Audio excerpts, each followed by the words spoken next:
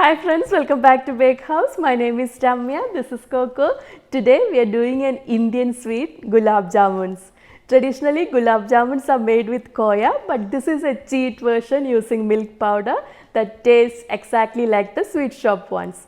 So without wasting much time, let's get started.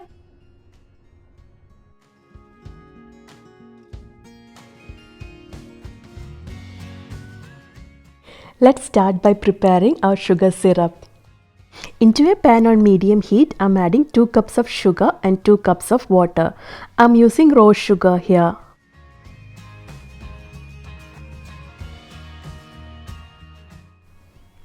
Mix this well and let it come to a boil. I'm also adding a few strands of saffron. My syrup is looking brownish in color due to the rose sugar. If you prefer white sugar, please feel free to use that. Once the syrup starts boiling, reduce the flame and let it simmer for 4 to 5 minutes.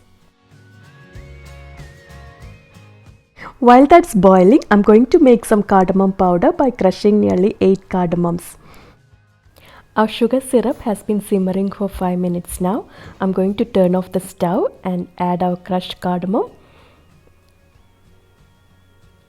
a teaspoon of rose water, and also a few drops of lemon juice to prevent the sugar from crystallizing.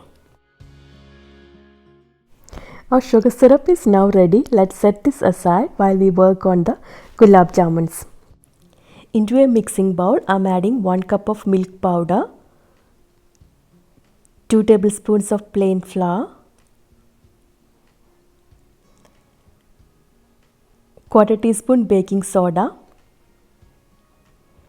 and quarter teaspoon cardamom powder. Give everything a good mix and add 1 tablespoon of ghee. Mix it well using your hand. To this, add 2 tablespoons of yogurt and mix everything into a dough. If you feel the dough is dry, feel free to add some water or milk. Our dough is now ready. I'm letting it rest for 5 minutes. After 5 minutes, rub some ghee in your hand and make small balls out of the dough without any cracks.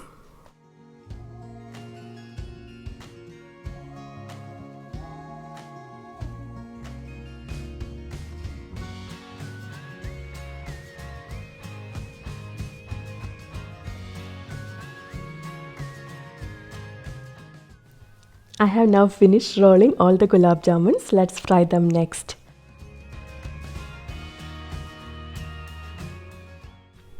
Heat up some oil and put the flame to low.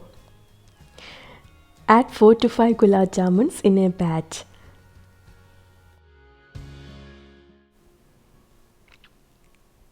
Keep turning them for even cooking.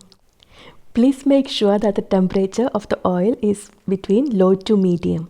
Otherwise, the inside of the jamuns won't cook properly. Once ready, get them out of oil and transfer them to a paper towel.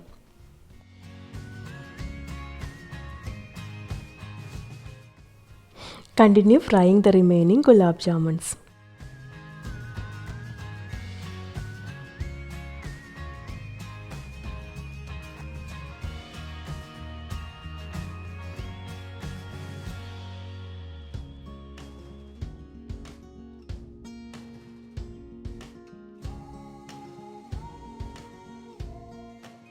Once they are all ready, bring the sugar syrup to a boil and add the gulab jamuns into it.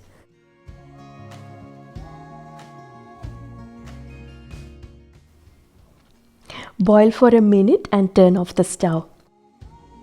Dumplings have to soak in the syrup for at least 45 minutes. You can even leave it overnight. Tasty gulab jamuns are now ready. This recipe will give you around 10 to 15 gulab jamuns depending upon the size of your bowls. But you can make a bigger batch by doubling or tripling the recipe.